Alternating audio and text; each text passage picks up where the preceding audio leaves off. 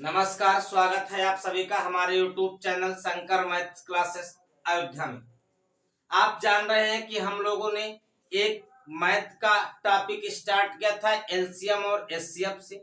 उसको समाप्त करने के बाद हम लोग नंबर सिस्टम पढ़े। नंबर सिस्टम के बाद एक और कड़ी आपके साथ जोड़ने का प्रयास कर रहे हैं जिसका नाम है एवरेज, मतलब औसत। तो आपसे मैं आशा करूं कि आप मुझे देख पा रहे हैं, सुन पा रहे हैं और बोर्ड भी आपको स्पष्ट रूप से दिखाई दे रहा है। तो इसी कड़ी को मैं आपको फिर से अपने साथ जोड़ने का प्रयास किया। जब तक जैसे मैं वादा किया कि कोशिश रहेगी मैं आपको पूरा कंटेंट उपस्थित करवाऊं और आप उसका आनंद लें और पढ़ें। आप के सामने मेरा फिर से हंसता हुआ और मुस्कुराता हुआ वही चेहरा आपके सामने फिर से उपस्थित है। आप देखें और आनंद लें। दूसरी बात आप ये भी जान लें कि औसत होता क्या है, उसके डिफिनीशन से मैं चलूं तो औसत बराबर होता है पदों का योग बटा पदों की संख्या। ये होता है औसत, यानी नंबर ऑफ ऑब्जर्वेशन, प्रेक्षणों का योग, मतलब सम ऑफ ऑब्जर्वेशन प्रेक्षणों का योग बटा नंबर ऑफ ऑब्जर्वेशन प्रेक्षणों का की संख्या। इससे अगर हम भाग दे दे यानी सम ऑफ ऑब्जर्वेशन, ऐसा लिख लो, sum of observation upon number of observation, number of observation. ये आप इतनी बात लिख लें, यानी सम ऑफ ऑब्जर्वेशन बटा नंबर ऑफ ऑब्जर्वेशन प्रेक्षणों का योग बटा प्रेक्षणों की संख्या। ये होती है इसकी परिभाषा, तो आपको हो गया औसत की परिभाषा। मैं आपको ये समझाऊं कि औसत को आप समझेंगे कैसे। जैसे मैं कह दूं कि एक व्यक्ति है, एक दिन 4 रोटी खाया, दूसरे दिन 5 रोटी खाया, तीसरे दिन उसने 3 रोटी खाया, चौथे दिन उसने 6 रोटी खाया और पांचवें दिन उसने 2 रोटी खाया। तो आपसे ये पूछा जाता है कि प्रतिदिन कितने रोटियां औसतन खाया होगा, तो इसको हम लोग औसत कहते हैं। यानी एवरेज निकालने की आप कैसे आप मैनेज करेंगे कि प्रतिदिन व्यक्ति कितना खाता। तो आप जान जाओ कि 5 4 तो पहले खाया, 5 9 3 12 6 18 2 20, यानी कितने रोटी खाया, तो आप कहोगे 20 रोटी खाया। तो 20 रोटी खाने में उसको समय कितने दिन का लगा, तो आप कहोगे 4 और 1 2 3 4 5 कितने दिन लगा, तो आप कहोगे 5 दिन लगा। यानी एक दिन में उस बंदे ने कै रोटी खाई होगी, तो आप कह सकते हैं एक दिन में उस बंदे ने 4 रोटियां खाई होंगी। अगर एक दिन में उसने 4 रोटी खाई होगी, यह औसत, यही होता है औसत।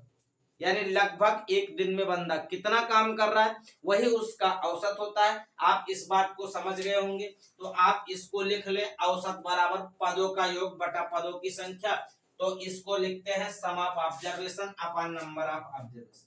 यही से एक बात और निकल के आती है, एक बात ये निकल के आती है कि अगर हम लोग कोशिश करें कि पदों का योग निकालें, यानी योग अगर सम निकालने का प्रयास करें, तो आप कहोगे ये इधर जाके गुणा हो जाएगा, यानी औसत गुणे संख्या क्या हो जाएगी, औसत गुणे संख्या।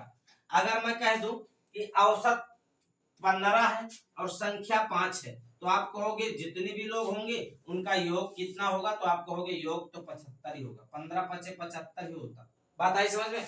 तो ये होता है औसत के बारे में। ये दो बातें आप जान लें कि औसत अगर कभी निकालने की बात आएगी तो योग बटा संख्या करेंगे, अगर योग निकालने की बात आएगी तो औसत गुणे संख्या करेंगे। बस इतनी बात जान लें, इसको उतार लें अपने कॉपी में। इसके बाद हम एक सवाल से आपकी तरफ रूबरू होते हैं।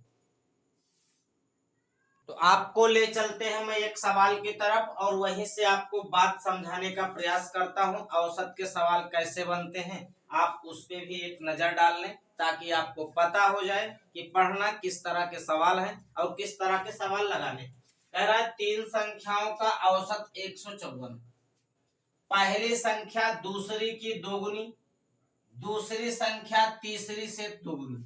यानी 3 संख्याओं में जो रिलेशन दिया है पहली दूसरी तीसरी, अब इसके रिलेशन को आप खाली सेटिस्फाई कराओ बस। पहली संख्या दूसरी की दोगुनी, दूसरी संख्या तीसरी की दोगुनी, इसका मतलब यह है टोटल बात तीसरी संख्या पे डिपेंड करता। यानी तीसरी से दोगुनी है दूसरी, यानी अगर तीसरी 1 है तो दोगुनी है दूसरी, तो ये 2 होगी। और पहली संख्या दूसरी की दोगुनी, तो दूसरी की दोगुनी तो पहली की वैल्यू क्या हो जाएगी, 4 हो जाएगी। बात आ रही हो समझ में? अगर बात समझ में आ रही होगी तो आप इस बात को समझ गए होंगे कि मैंने संख्याओं को बना लिया।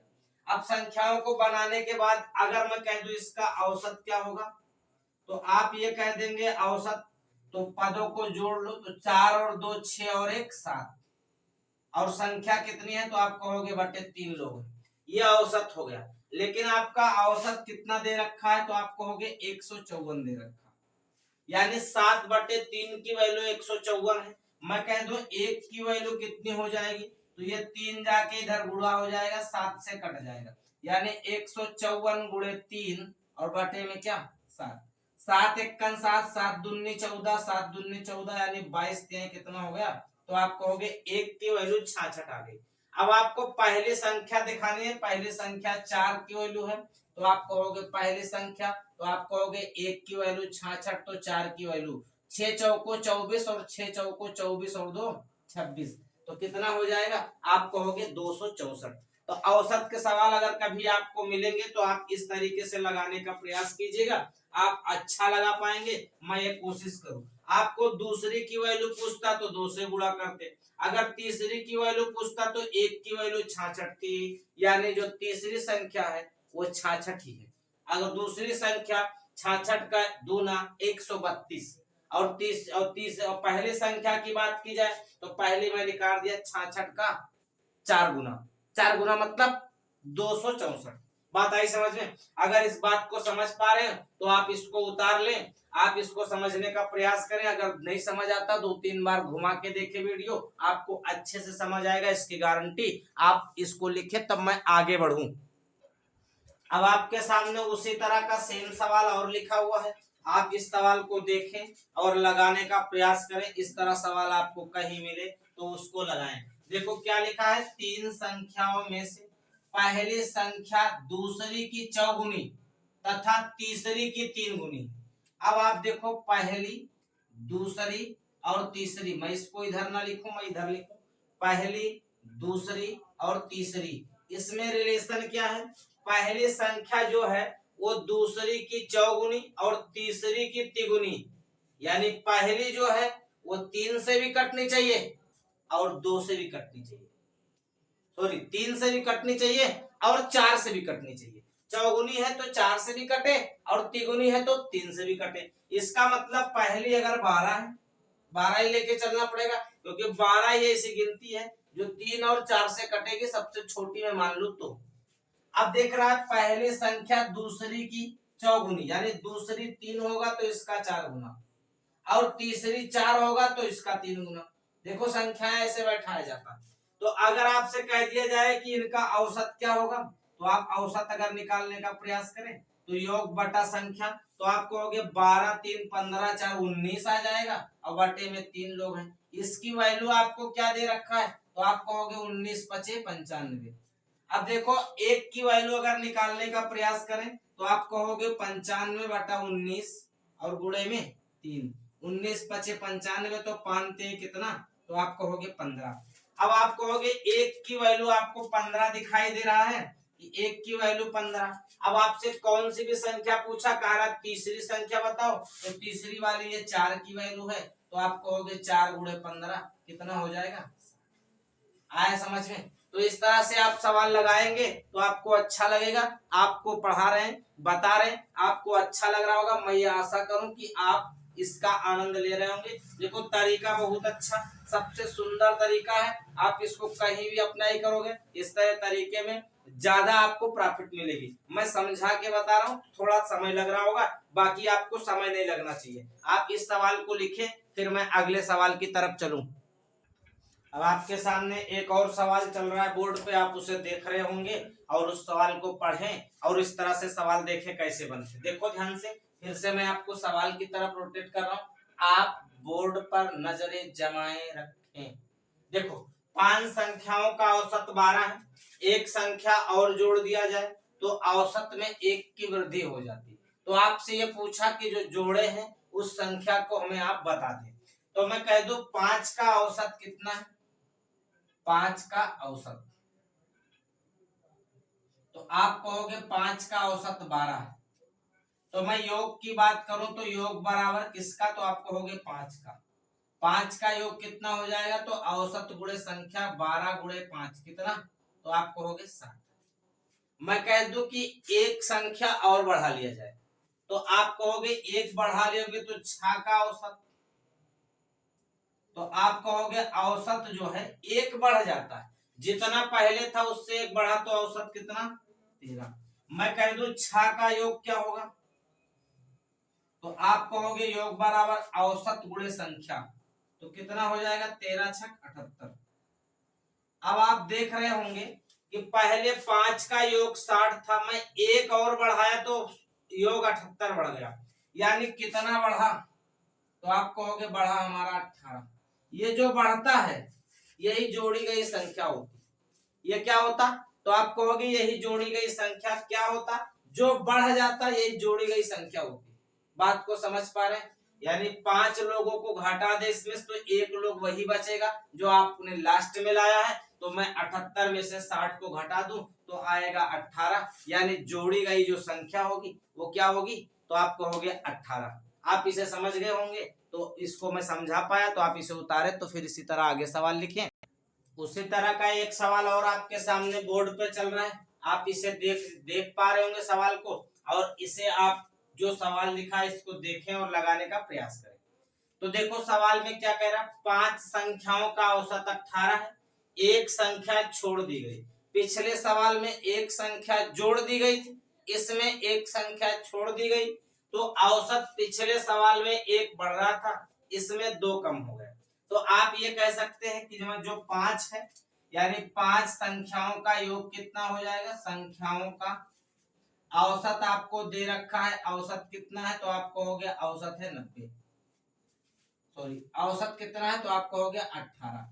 मैं योग की बात करूं किसका, तो आप कहोगे 5 का योग, किसका, तो आप कहोगे 5 का योग। तो योग बराबर औसत गुणे संख्या, यानी योग कितना आ गया, तो आप कहोगे 90। मैं एक संख्या छोड़ दूं तो कितनी संख्या बचेंगी, तो आप कहोगे एक छोड़ देने पर, क्या करने पर, छोड़ देने पर। तो पहले मेरे पास कितनी थी, तो आप कहोगे 5 संख्याएं, मैंने एक छोड़ दिया तो छोड़ देने पर कितना, तो आप कहोगे 4 का औसत। और औसत क्या है, पहले से 2 कम हो जाता, यानी पहले 18 था, अब कितना हो गया, तो आप कहोगे 2 कम हुआ तो 16 हुआ। यानी 4 का अगर योग हम पूछें, 4 का योग, तो आप कहोगे औसत गुणे संख्या 16 औसत संख्या 4, तो हो जाएगी 64।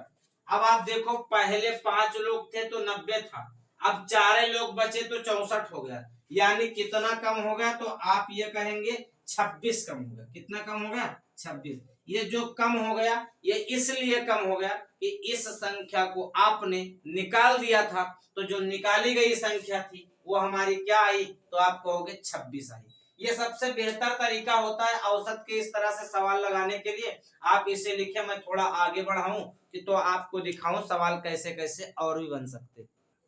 तो एक सवाल और आप देखें, आपके सामने एक सवाल और दिखाई दे रहा है कि 6 संख्याओं का औसत 32 है।